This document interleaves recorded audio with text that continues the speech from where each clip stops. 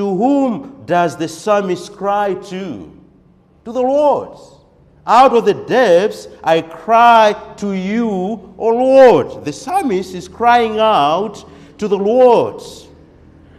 Now, this is very important for us to notice, because sometimes when we sin against God, more especially when we commit that heinous sin, that grievous sin, we feel ashamed to look at God. We even feel ashamed to call upon God. We think to ourselves, how can I turn to God with this sin before me? It might be a sin that easily entangles. You have wrestled with this sin again and again and again, and you say, how do I turn to the Lord this time? Maybe it has been over 100 times, maybe over 10 times. And you ask yourself, how can I turn to the Lord this time? And then Satan takes advantage of that, and he whispers in your ear, say, oh, well, how can you cry out to the Lord? Look at the mess you are in.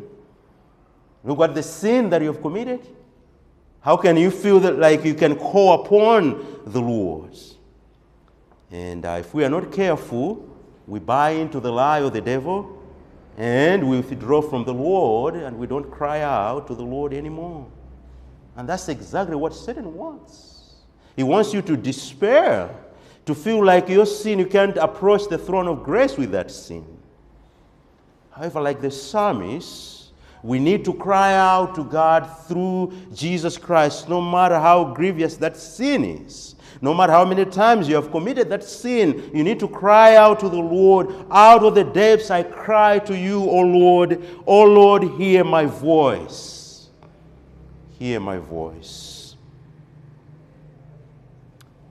And you know, when you have sinned against God like that, Satan comes to you and whispers to you.